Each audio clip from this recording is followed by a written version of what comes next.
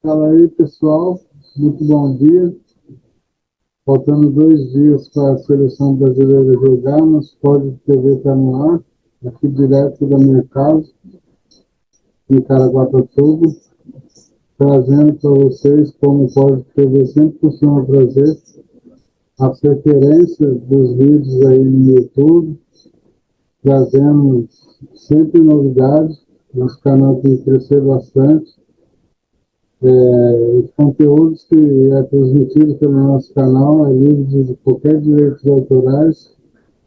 Lembrando você que se você quiser assistir e compartilhar, na descrição desse vídeo vai ter aí o link aí que você está acessando. É um projeto novo e traz muita satisfação trazer essa prestação de serviço entrar em cada lar, trazer uma prestação de serviço, trazer notícias, novidades, tudo que tem de especial. E lembrando vocês, se vocês quiserem estar nos ajudando nos comentários, deixando o que vocês gostariam de estar vendo, deixando um joinha aqui se de gostei ou não gostei no nosso canal. E lembrando que vai estar fixado o nosso link aqui na descrição. Curte, compartilhe os nossos conteúdos. Trabalhamos para isso, para trazer o melhor para você em entretenimento e notícia.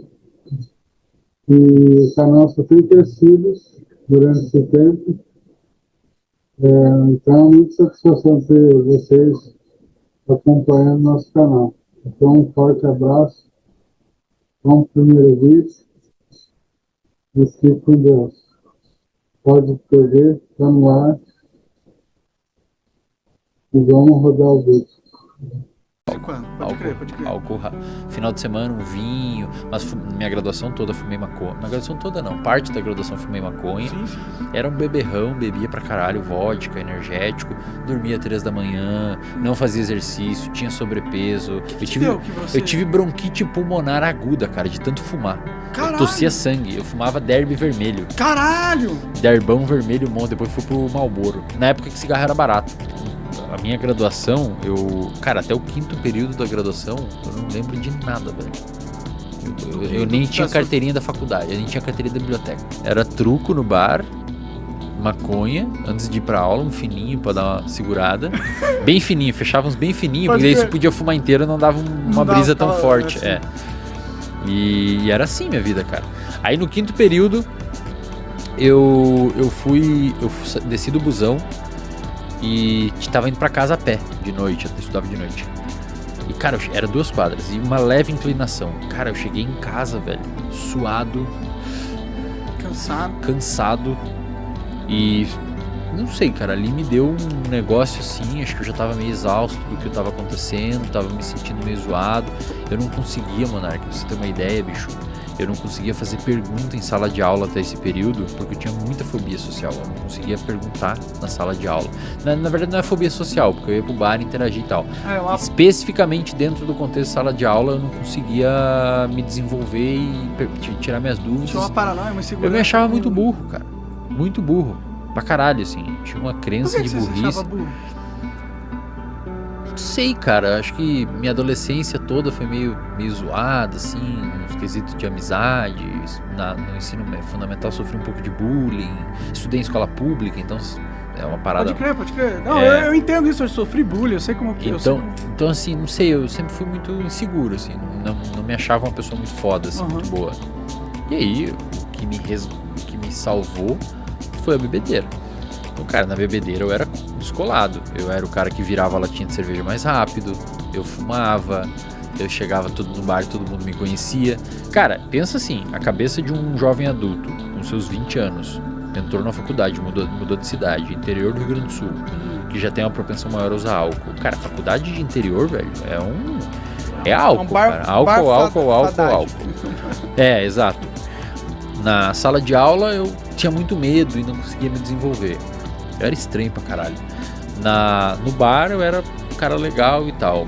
As pessoas reforçavam. Lembra que eu falei que todo comportamento gera uma consequência? Aham. No bar reforçava o meu comportamento. E aí você bebia mais. Porra, aí eu falei aqui no lugar. Pode Manda crer. nessa bosta. Pode crer. Só que chegou um momento, cara, que eu tava acompanhando pessoas na internet. Eu fui criando uma rede modulatória de comportamento online. Eu segui o Paulo Musi. Eu segui uma galera do esporte, alguns corredores. Eu já ia acompanhando, fazia exercício, mas eu acompanhava os caras. Eu já tinha umas camadinhas no meu cérebro de informação, neuroplasticidade sendo formadas. Aí tinha épocas que eu ia e bebia demais, eu já ficava meio culpado. Puta, o que o Paulo Musi ia falar de mim agora? É uma transição, cara, pra essas mudanças. A galera fala, como que virou sua chave? Teve um estopim, mas foi uma construção. A bomba foi sendo construída até que ela explodiu, mas foi uma construção. E essa construção foi via moduladores externos. Eu comecei a seguir a galera do fisiculturismo, segui o Lantuin, eu segui o pessoal da Maromba, eu comecei a seguir alguns corredores. Falei, cara, legal isso, cara. Os caras falando de Batata Doce, Léo Stronda, vi as piadas dele. E os caras, achei massa, velho. Os caras começaram a criar um nicho ali de musculação, começava a achar massa, saúde, falavam de não sei o que, performance e tal. E aquilo começou a ser nossa sementinha que foi plantando no meu cérebro. Eu já ia pro bar e bebia e ficava meio culpado. Eu já comecei a fumar cigarro e me sentindo meio mal. Queria começar a diminuir. Então o meu comportamento foi guiando aos pouquinhos pro outro lado. E cara, aí chegou um dia eu falei, porra, tá foda isso, não dá mais. E aí comecei a correr. Eu tenho até uma aula no RD onde eu ensino, ou tento ensinar, como você substituir um vício por um vício bom. Então o vício do cigarro eu transformei em corrida. No hábito da corrida. Eu comecei a correr e fumava ao mesmo tempo. Eu comecei a correr. Ah, tá, mas não corria fumando. Não. Eu saía a correr. Voltava Cara, eu fumar. corria meio quilômetro e quase morria. Morria, não tinha. Aí chegava em casa, tomava um banho e fumava um cigarro. Cara, aquilo ali já não era meu cigarro, já era mais nocivo pra mim. Eu fumava contrariado, porque eu não conseguia parar. Aí com o tempo eu comecei a aumentar a minha corrida. E eu comecei a curtir o processo de correr. Começou a ficar legal, suar, me sentir bem, a endorfina da corrida e tal. Comecei a perder um pouco de peso, a calça afrouxou. Eu comecei a sentir outros prazeres, que não só na bebida e no cigarro. E chegou um momento que o cigarro tava atrapalhando minha evolução na corrida. Eu comecei a correr 5 km, eu fumava só quinta, sexta e sábado e domingo. E o cigarro, eu percebi que eu não evoluía na corrida por conta do cigarro. Aí eu comecei a ver o cigarro como nocivo. De verdade, tava me atrapalhando. Eu tava vendo que ele tava me atrapalhando. Você queria correr mais, você queria ter E o cigarro travava. Aham. Então eu comecei a conseguir finalmente liberar o cigarro e cada vez eu corria pra substituir aquilo. Pode crer. E aí assim eu fui mudando, comecei a estudar. Eu comecei a perceber que conhecimento é poder. Quando você tem conhecimento, por exemplo, eu tô aqui hoje porque a gente não se conhecia. Sim. Você não me trouxe aqui porque você me conhecia e quer me divulgar. Por causa do seu conhecimento. Exato. Você quer ouvir eu falar, quer que eu fale pro seu público, quer que eu te ajude. Você que que eu vai dar um ajude bom as papo pessoas. e é o meu trabalho, ter bom papo. Exato. Então todo mundo ganha e você ganha, eu ganho, todo mundo sai ganhando. É uma troca justa, uma troca honesta, mas o meu conhecimento me trouxe aqui. Verdade.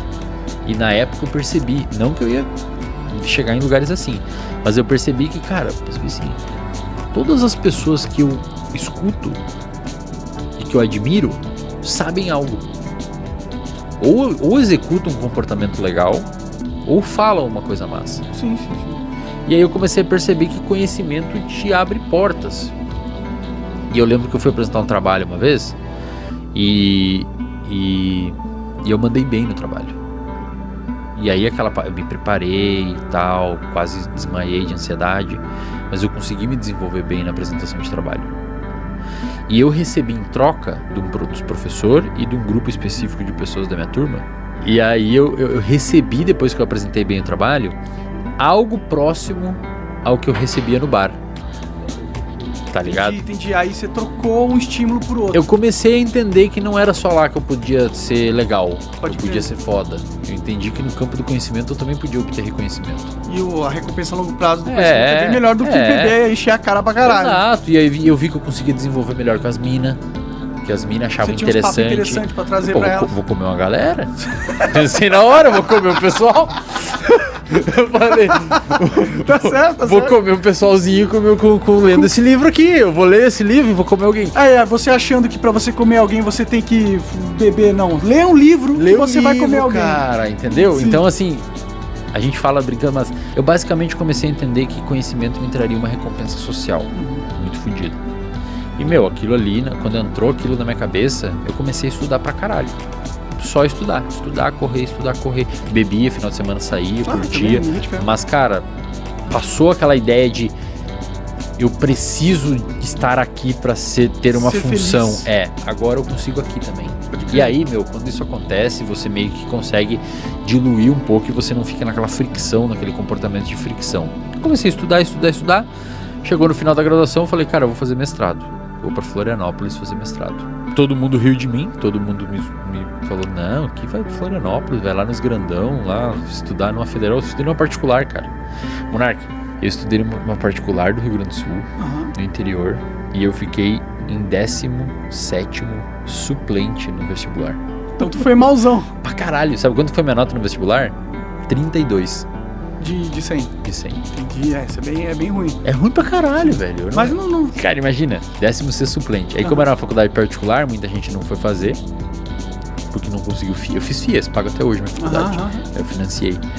E aí eu fui lá e comecei a fazer a porra da faculdade. Achei que não ia virar muita coisa, fui fazendo, eu estudei, entrei no mestrado, depois daí teve toda essa transformação. Eu comecei a ver o valor do conhecimento. Aí entrei no mestrado, fiz o meu mestrado em 1 ano, normalmente demora 2, fiz em 1.